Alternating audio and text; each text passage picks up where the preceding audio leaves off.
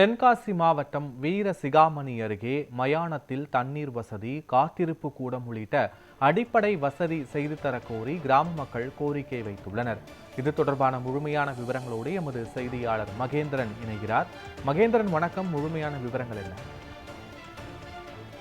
வணக்கம் பத்மநாபன். தென்காசி மாவட்டம் வீரசிகாமணி அருகே உள்ள குலசேரமங்கலம் பஞ்சாயத்துக்குட்பட்ட துரைசாமிபுரம் கிராமத்தில் 100க்கும் மேற்பட்ட குடும்பங்கள் வசித்து வருகின்றனர். மயானத்தில் இறுதிச் சடங்கு நிகழ்வுக்காக 2015, 2016 ஆண்டில் லட்சக்கணக்கான ரூபாய் மதிப்பீட்டில் கட்டப்பட்ட ஆழ்துளை கிணறு சிதலமாகி உள்ளது. தண்ணீர் தொட்டி விரிசல் ஏற்பட்டு விழும் நிலையிலும் உள்ளது என பொதுமக்கள் தெரிவிக்கின்றனர்.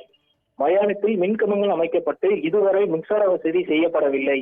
இறுதிச் சடங்கு நிகழ்வின் போது தண்ணீருக்காக 1 கிலோமீட்டர் சென்று தண்ணீர் எடுத்து வரும் அவலம் நீடித்து வருகிறது. மழைக்காலங்களில் தண்ணீருக்காக வயல்வெளியில் உள்ள தண்ணீரை எடுத்து வந்து பயன்படுத்துகின்றனர். சம்பந்தப்பட்ட அதிகாரிகள் துரைசாமிபுரம் கிராமத்தில் உள்ள மயானத்திற்கு இறுதி சடங்குகள் செய்ய காத்திருப்பு கூடம் அமைத்து தரவும், அடிப்படை வசதிகளையும் செய்து தரவும் அப்பகுதி மக்கள் கோரிக்கை விடுத்துள்ளனர். பத்மநாதன். விவரங்களுக்கு நன்றி மகேந்திரன். எங்களுக்கு ஒரு சுடுகாடு இருக்கு, அதில் எந்த வசதியுமே கிடையாது. மழை பெஞ்சால் வயல்ல இருந்து தான் தண்ணியை கோதி எடுத்துகிட்டு வரோம்.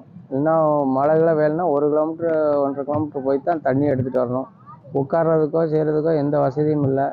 போர் போட்டிருக்காங்க, ஆனால் போரு மோட்ரு ஏதோ கனெக்ஷன் இல்லை. லைன்லாம் கொடுக்கவே இல்லை.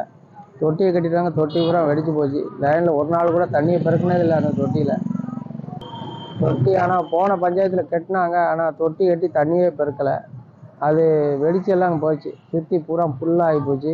எங்களுக்கு உட்கார வச்சியா வெயில் அடித்தாலும் ஒரு இடமும் கிடையாது. மழை பெஞ்சாலும் நாங்கள் ஒதுக்கிறதுக்கு இடமும் கிடையாது. சும்மா அப்படியே இது உள்ளதாக இருந்துட்டு வரணும். இது எங்களுக்கு எப்படியா ஒரு அரசு செஞ்சு கொடுத்தா நல்லாயிருக்கும். பஞ்சாயத்துலேருந்து ஏதாச்சும் செஞ்சு கொடுத்தாங்க.